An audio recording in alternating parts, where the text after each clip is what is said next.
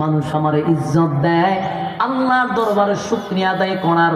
এই জন্য আল্লাহ বলে আম্মা বিনিআমাতি রাব্বিকা ফাহাদ্দিস। পয়গম্বর, আপনার রবের নিয়ামত প্রকাশ করুন। আমরা কারা কারা রবের নিয়ামত প্রকাশ করতে চাই? হাত তুলে দেখায়া দিই। লিল্লাহি তাকবীর, লিল্লাহি তাকবীর। সবাই রবের নিয়ামত প্রকাশ করব ইনশাআল্লাহ। হাত তুলে নেন, আপনাদের একটা হাত লামাইবেন না আমি না বলার আগে। বলেন বিসমিল্লাহ, বিসমিল্লাহ। এরপরে পকেটে একটা দোকান, সবাই পকেটে একটা দোকান, একজন খালি হাতে যাবেন না।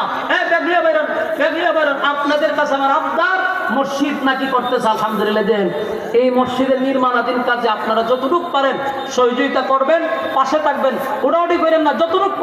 যতটুকু পারেন শরীক থাকবেন, শরীক থাকবেন। আল্লাহ কবুল করুক। আর একটা দাওয়াত দেওয়া যায় সুনামগঞ্জ থেকে, তো অনেকে যায়, এই জন্য দাওয়াতটা দেওয়া। আগামী ফেব্রুয়ারির 8 তারিখ আপনারা আমার মাদ্রাসার মাহফিল দিনের বেলায় যদি কেউ যাইতে চান যাইবেন ইনশাআল্লাহ। গত বছর নাকি সুনামগঞ্জ থেকে গেছে, বেশি দিনে লাগে না। তাই আমার ভাইয়েরা